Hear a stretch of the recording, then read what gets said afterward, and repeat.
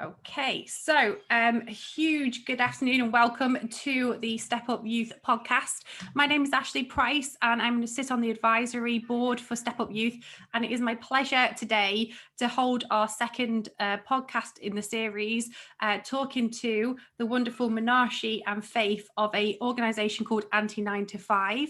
So welcome to you both.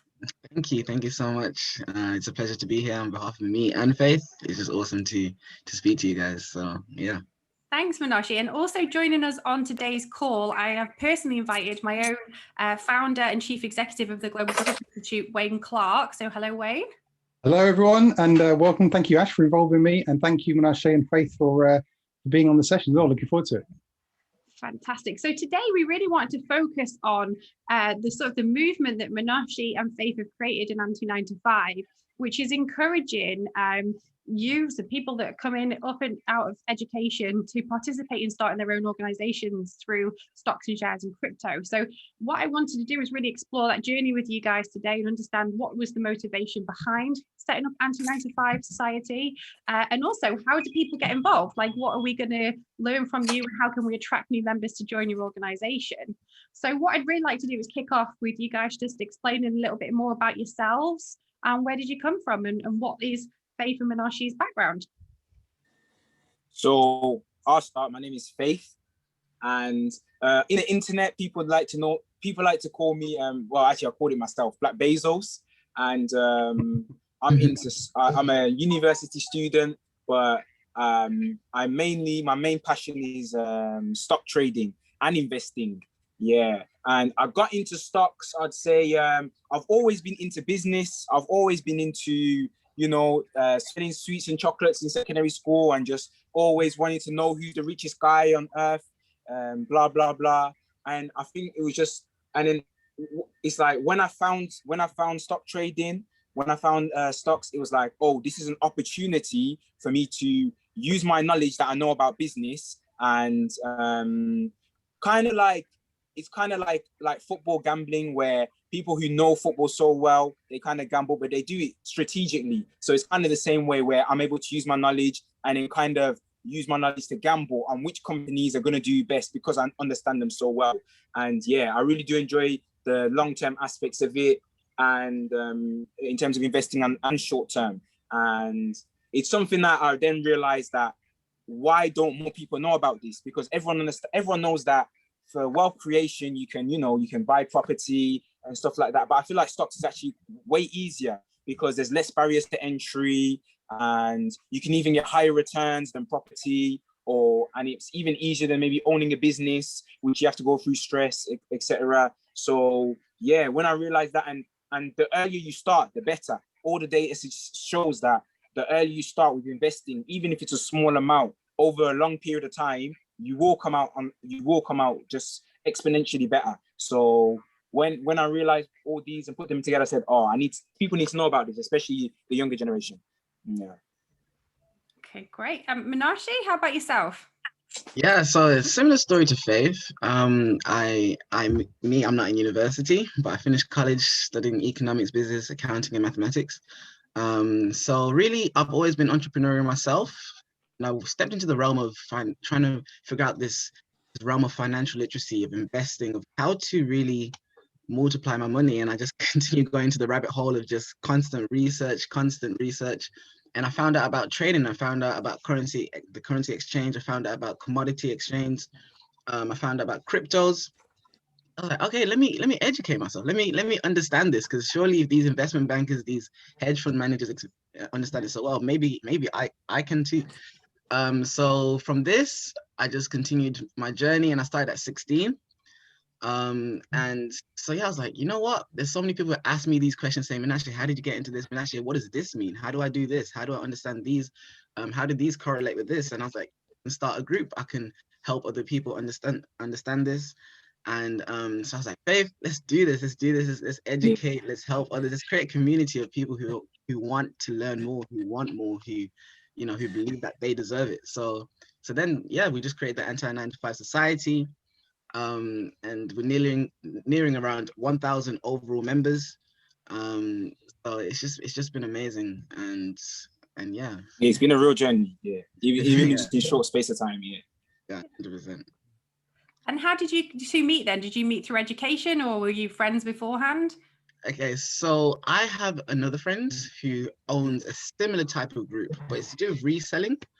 He resells shoes, he resells consoles like the PS5 that come out, and he teaches other people to do it. So he connected me with Faith, and he was like, "Oh my gosh, there's this guy called Faith. He helps people with over £60,000 portfolio with their stocks, and he's been able to get this amount of percentage returns." I was like, "Oh my gosh, I need to speak to this person." So we spoke, and we instantly connected. Instantly clicked, yeah. Instantly connected. Instantly, Just yeah. clicked, and then I was like, "Faith, let's do this. You know this, I know this. Let's come together." Come together, yeah. And then yeah, that's basically it. So the inspiration for Anti 9 to 5 was born through your common purpose then. Yeah. Yeah. 100%. 100%. Nice.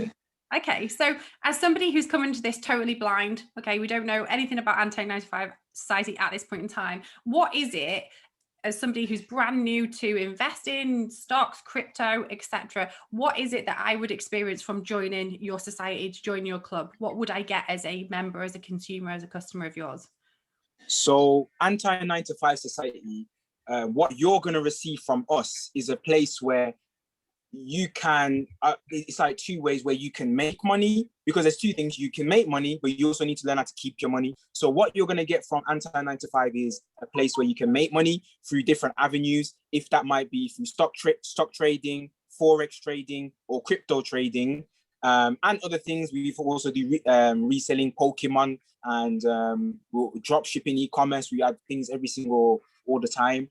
But then we're also going to teach you proper risk management. We're going to teach you credit advice, how to keep your credit score well, and even insurance. And we're bringing in guest speakers so they can teach you proper money management skills, etc. That's something I know Munashe can talk on. 100%. So like you said, we take on a holistic approach. We touch many different avenues, and it's not just about making the money, but actually equipping people with the necessary knowledge to go out and do it themselves. And one motto that I say in the group is the goal is to become rich slowly. And yeah, we're trying to take another approach compared to these other groups where they say, come into the group, we can make you a lot of money in a very short space of time. But we're like, no, here's the education, small gains over a very long amount of time, plus compound interest. That is how you truly win. So yeah, we take a holistic approach, not just on the investing side, but just on the money management. Like literally last week, we had a guest speaker about credit scores. We had another guest speaker, a kid who's 17 who turned 3,000 to 150,000 in the forex markets. He just comes and talks about their experience in the markets, all that kind of stuff. So yeah, just the whole thing. That's what we try and encompass in Anti 9 to 5 society. And yeah, we're just working every day to make it a much better group, much more informative, and yeah. And we know that people have different learning styles. So if you're a visual or auditory or hands-on learner, we try and cater to every single person's learning style. So we have webinars every single week for those visual learners. We have guides, again, for those who want to read. We have, webinars for auditory learners. We have guides for those who are visual learners. And then also, if you want to take a hands-on approach, you can just get stuck in right into the trading side and learning how to, flip your money, really. Yeah. Okay, cool. And from an education background, I love the fact that you're teaching people about sort of credit scores and how to manage their money, because I think certainly that was not something that I was taught when I was at school, and you kind of found your feet when you left at 16. Do you both still feel that is missing from the education system, or has it got better? Did you feel like you got a base foundation during your education, or are you finding that you're teaching this because there's still a need to educate young people around how to financially manage better? 100%. It's a hole that we're filling, and even coming out of the education system, it's something that you are not taught unless they, the rare occasion in a specific school. But if you speak to the average teenager, they'll say, no, I don't know about that, but I do know how to, work out, what the mitochondria does in the cell, but they won't know how to maintain, build a credit score. So I feel like we fill that gap in the market, and yeah, I think that's what we even just yesterday, I did a talk on the stock market, a free talk for anybody. You didn't have to be a part of Anti-95. I did a free talk on the stock market, and I was explaining to people about ISAs, individual savings accounts. And it's shocking to hear that people don't know what an individual savings account is. The fact that it's a tax-free account that anybody has access to, and like all these kids ranging from age 16 to 20s, they didn't know what it was. And it's like everybody knows that every year you've got a limit. If you don't use it, it's gone. So I know that I feel like it's still a problem in the education system. People still don't know about it. And yeah, I feel like I still have a drive to teach more. I want more people to know about it. I want more, because I don't feel like there's a good enough job being done in the current education system. Yeah, I mean, I would also imagine, just following on from that, Faith, I think a lot of the people that are your similar age, obviously it's really important to them, and the education system is not providing this information and education to people, but probably a lot of the parents of these kids too, right? So you think of people that are your age, a lot of parents, depends on what your background's like, but certainly my parents never worked in a professional sense or in a financial world. It wasn't that they didn't want to educate me about this stuff, but they didn't know themselves. And I would imagine a lot of the people you're probably educating are probably going to be way better educated now about these financial matters than probably their parents too, right? So I guess the spread, in a way, like a lot of the thinking is like top down, but in a way you're like going bottom up, right? Because you get into the youth market, and then they should be engaging their parents, probably their grandparents too. They're still not clear on this stuff. Yeah. We even have stories where kids will be like, "Oh, I told my mom about this, and then now she's doing it." So like, yeah, what you're saying is absolutely correct. We're seeing it. Yeah.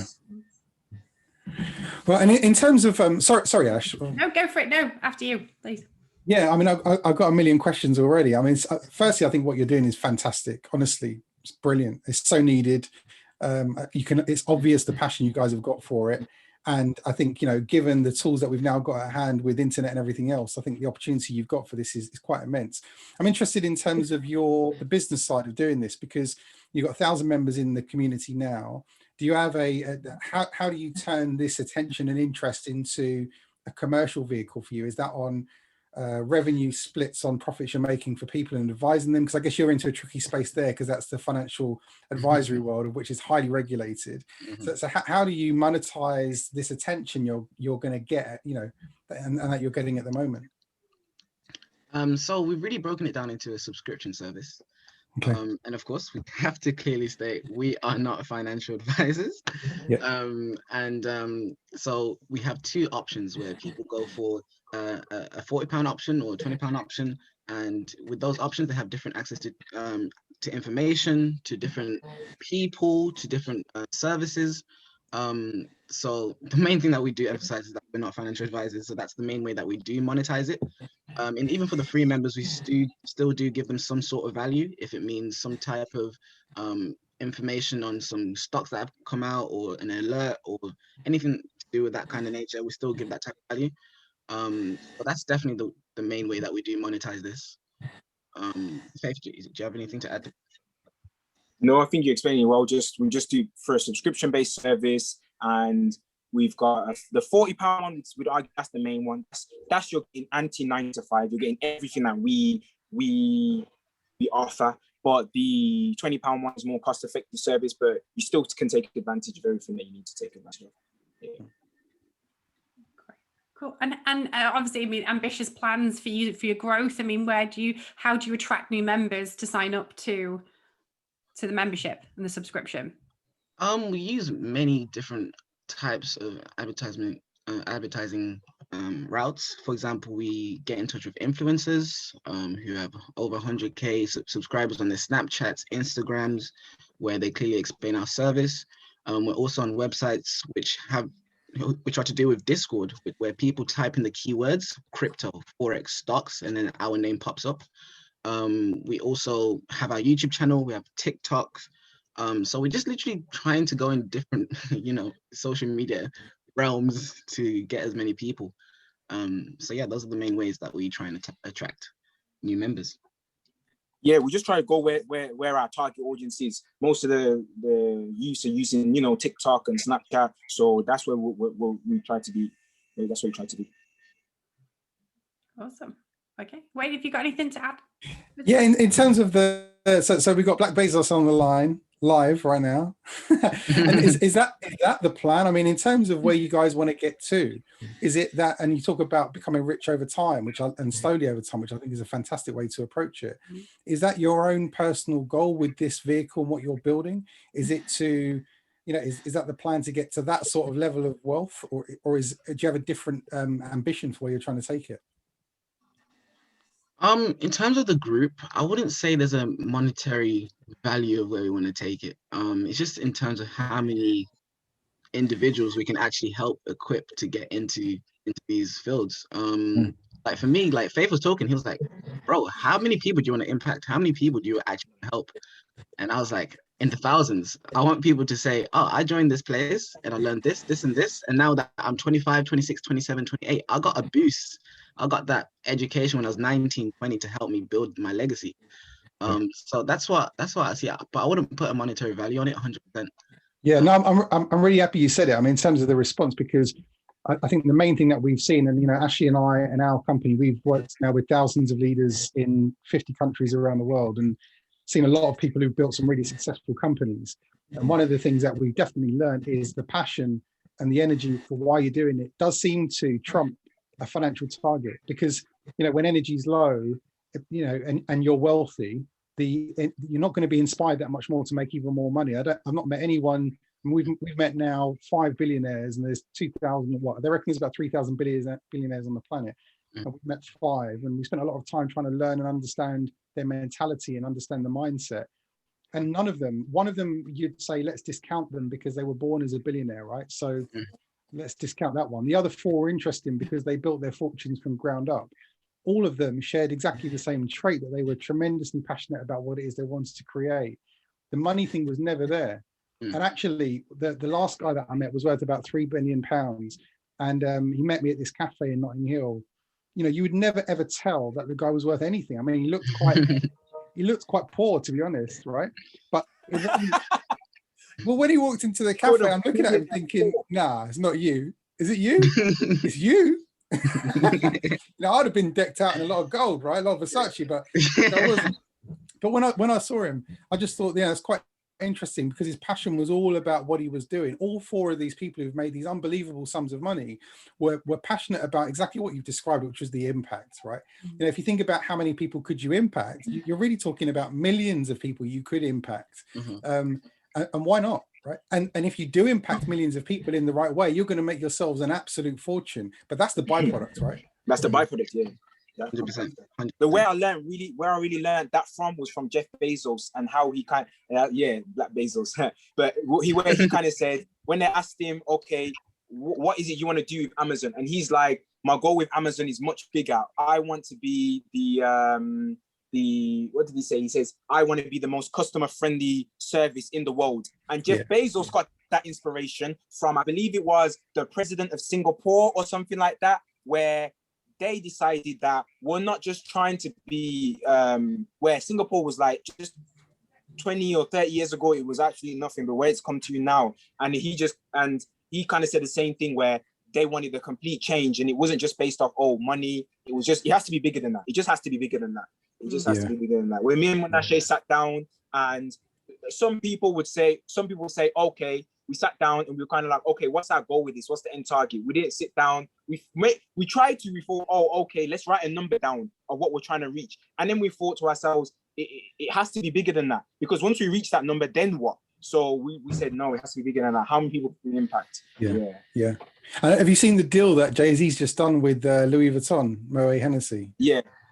So that's huge. A fascinating one, right? Huge deal. 300, and they estimate that the deal's worth about 300 million in cash, plus 50% ownership of the retained brand of Ace of Spades, right? Which is quite a remarkable deal. And if you think about that, that's where that began from. That began from a tremendous amount of energy, partly because of anger about what Cristal had said, and saying, essentially they don't believe that people in our community should really be drinking their drink. I mean, they don't say those exact words, but that was kind of the word implied by the statement. And then Jay-Z's response as a real FU was to then go out and create something quite special. And if you think about it, what powered that for him, right? It's got nothing, I would imagine, I don't know him, but I don't think it was anything to do with the number that he was going to essentially sell that business for. It was more about the energy, and there was an anger to it, and there was a frustration to it, because he has to build everything from scratch himself. But you know, a 300 million sale, and watching the interview with him and CNBC was quite fascinating, because you can see how happy he is, not in the way that the amount of money he's made, obviously he's happy about that, but he's rich anyway, but it's more about the fact that he was vindicated by wanting to build this brand, and that was so much to it. So I think, so partly I think the ambition of impacting, you know, lots and lots of people is the right ambition. I think then how you go about it and how you present yourselves forward as part of being this, united team that can help people to overcome their gaps in knowledge is a really big thing as well. And if you look at for me, the learning about what Jay-Z did on that journey was everything was about creating a high-end luxury brand. You know, people are prepared to pay, in a way, in a rational sense, an irrational amount of money for something that they perceive to be of superior quality. So I think that's a really big thing, because you could argue that what you're doing is you're going up in a sea of competitors who are vying for attention online to attract me as someone, as a potential investor. And why should I join the 9-to-5 community and that sort of movement? The movement has to be more than just the advice, right? The advice is going to be one important element of it, but I guess how you wrap all that around in a brand and position it in the right way, I think is going to be really important. I think what Jay-Z's sale was not necessarily the fact that he had a high quality champagne. It was the fact that he'd managed to very skillfully create a wrapper around it with the Ace of Spades brand, right? This was a champagne company, Armand, I can't remember the name of the actual champagne, that had been around for a long time. He didn't create a champagne company from scratch. He wrapped a wrapper around it with a high quality end brand and then marketed that. You know, the knowledge that you guys have got is possessed by a lot of people. Anybody can make. Yeah, that's right. And how you wrap that up is really important. Yeah.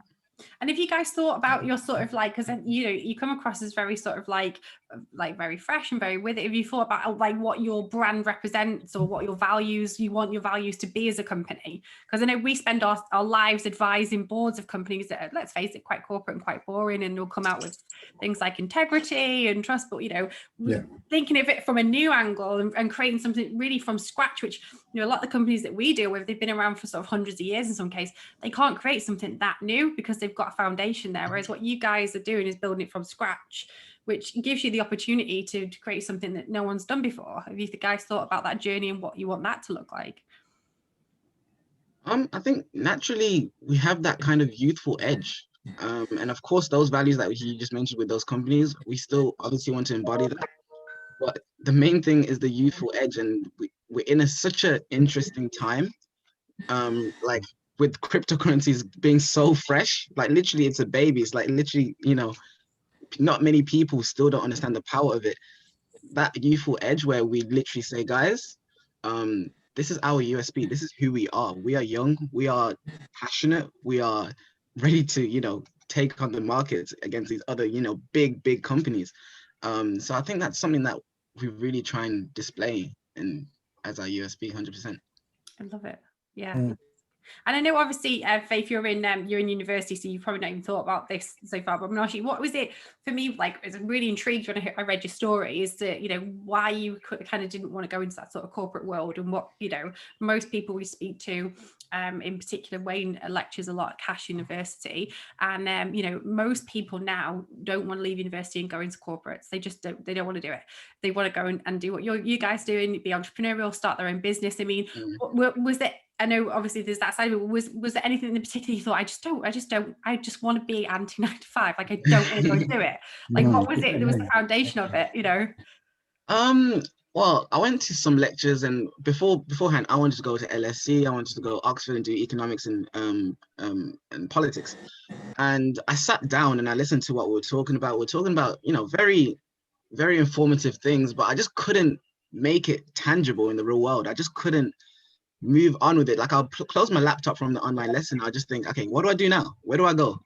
And I just wanted to create something more tangible, something that I can see in 5-10 years instead of my little plaque saying, well done, you've graduated. And so yeah, I was just like, you know what? Let me just go out and step into the real world. Let me go and take it head on. And that's what I kind of did.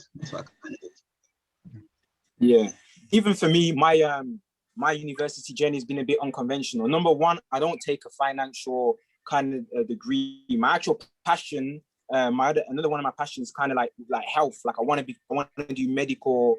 I want to become a doctor. So that's one of my goals. But like I didn't go to university straight away as well. I took a couple gap years actually, and that's because and while I was taking those gap years, I was doing my businesses. And the reason why, even though I was watching all my friends go to university and like they're having fun, I really said to myself, I've always said this, I said, I'm not going to go to university, apart from if it was for medicine, but that's it. If it wasn't for this passion I have to do, become a doctor, then I just wouldn't go, because I just don't see the point. I just don't see, especially for business and finance and the corporate world, I just feel like I'd rather just go out. Well, it depends what type of thing you want to do, but I'd rather just go out and try it on my own. And I also think that the fact that I feel like it's better to go out, try it on your own. And even if you do kind of fail, I feel like the university is just always there. But that youthfulness, that spirit that I have, that hunger and drive that I have right now, that might just go at any moment. So I just feel like I'd rather just attack it now.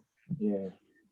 Yeah, I don't think it's going to go. No, I don't think it's going to go. And believe me, we're waiting in the 40s club. Like, it's I mean, not quite 40 yet, but I'm heading there. And I tell you what, once you get that spirit, it doesn't leave you. I mean, I left school at 15. I had 0 qualifications. I had nothing. I didn't have a clue what I was going to do with my life. I got a job in a shop, which fortunately I got a really good manager who helped me find my feet and take me sort of through my teens into a career in banking. And later on, I met Wayne, and we started working together. But so I think there's always a career path you can carve for yourself. I think it's just understanding that drive and that hunger that you have in your stomach, and what that motivation to get out of bed every morning. I think I want to reword myself. What I meant was kind of like, I wanted to find that passion, because I didn't want to get into a situation where I got into university and then things just get monotone. I think feel like people get into a habit where they've gone university, they've picked anything that they wanted to do. Once they've got their job, 10 years later, and they're still at the same place, and they just feel like, oh, what if, and blah, blah, blah. I didn't want any what ifs. I just said, let me go do it now. And I feel like once you get into that habit, then it's a bit difficult to come out if you're XYZ age. Yeah. But and I think from meeting you guys, obviously it's our first time meeting you, that you can tell from you guys that the energy that you've got and the passion, I mean, you can't teach that stuff, right? That's in you, or it's kind of not. And I don't think you've got to worry about that going. I think the worry that you've got to think about, which is a real worry, is in a few years' time, you're not going to be seen as so young, right? So at the moment, there's a benefit of people wanting to help you out and being impressed by you because of your age. And that goes real quick, right? So you start to get to the certain point. Yeah. People don't want to do you a favor anymore, because they're like, at a certain age, people will say, oh, you remind me of me when I was young. And then at a certain age, people say, well, now you should be successful by this point, so I'm not going to help you out. Yeah. But I think it's an important one. So you've got to use the next few years, and as I think you're attacking it anyway, you just got to go at it, because you never get this sort of youthful energy back, and the time and energy you want to put into it, you're never going to have it again. That's key. And enjoy yourselves. Like, you've got an amazing opportunity. I mean, like, this is all about enjoying it. Like, before you head down the road of, let's face it, Wayne, marriage, kids, babies, mortgage, because it'll happen to you eventually. You've got this key opportunity of like the next 10 years to be whatever you want to be and create this amazing path for your future that will stand you instead for the rest of your life. So I think it's brilliant. Like, honestly, appreciate your energy. It's been amazing. And sort of final question that I wanted to sort of like pick your brains on is, we've talked a little bit about your vision there, where you want to go and how you want to grow the business, but is, over the next sort of even year, 2 years, what can we expect from Anti 9 to 5? What's going to kind of blow us out the water? What are you planning to do over the next sort of 2 to 3 years? If indeed that's too much of a time frame. Babe, do you want to go? Or sure. You go first. In the next 2 to 3 years, I think, if I'm not going to talk numbers wise, I think our service will be so just informative in every field. Because right now, I would say we're still in the building phase, but in 2 to 3 years, I would say when someone comes in and they come and join this service, whatever their interest is in, they're going to come out an expert, or, they're going to come out knowing much more than they did coming in. And I just want to create that infrastructure with the right staff, with the right people around us, to provide that good of a service. And I think that's just the goal for us, just to create such a great service that people just leave and they be like, yeah, I don't want to leave. I want to actually stay. I want to invite my friend. So I think that's something that we're working on day to day. And in 2-3 years time, I think that's something that I would hope that we've mastered, that when people come in, they're just so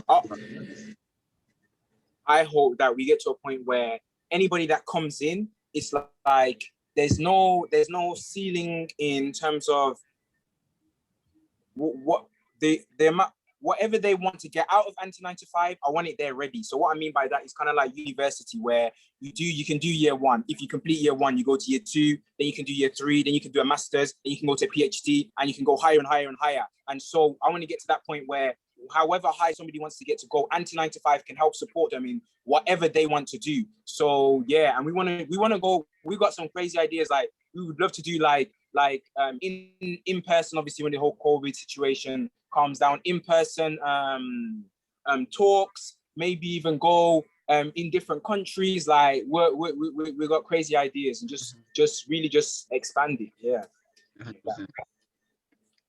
And who's your ideal client? So, obviously, or customer, someone joins the community. I mean, what sort of level? Because you talked about at the beginning, people that have got sort of 60K and over to invest. Is that the market where you want to be? So obviously you want as many people to join the community as possible, and they're going to get great advice from you. But there's going to be, of course, varying levels of capital people have got access to. Some people may have a few £100s, some people may have, tens of thousands, hundreds of thousands of pounds. Is there any particular sweet spot you feel like you're best to operate in, to advise them on?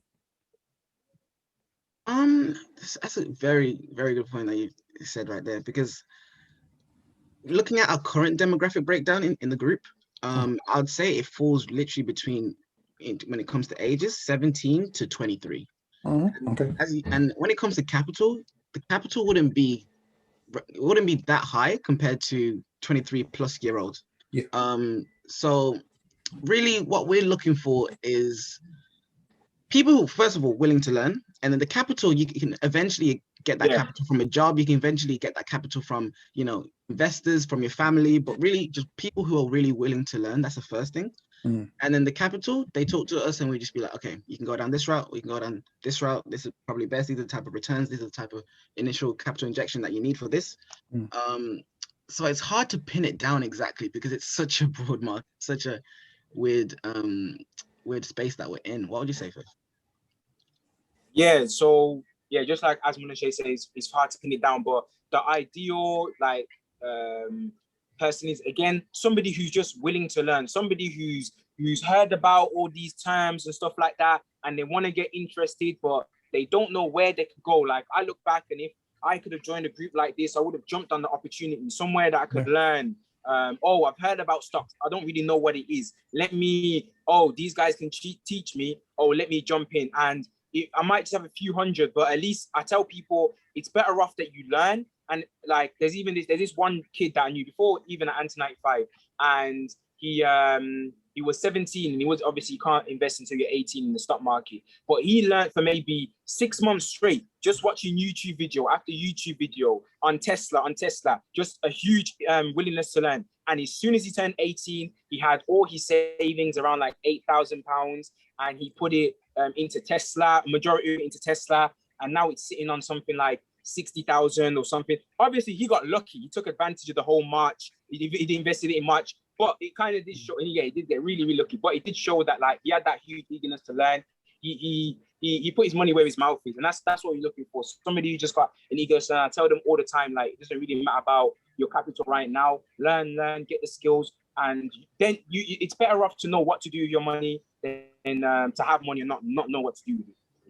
Yeah. So, great point.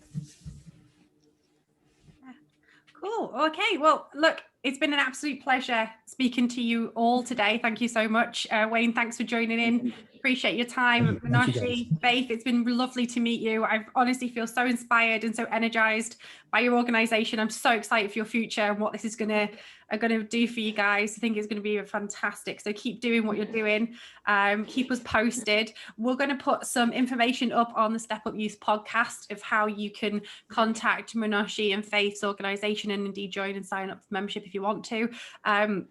But, you know, as an organisation of Step Up Youth, we're here to inspire younger people from 16 plus to get involved and you know, take advantage of opportunities like this. So I can only suggest to any listeners that they reach out to you guys, have a chat, and if it is something they're interested in, is get involved. So thank you both, and wishing you all the success in the world for your futures. Please do keep us informed. Perhaps we can get you back on as guests in the next sort of 6-12 months to let us know how you're getting on and where the journey's taking you.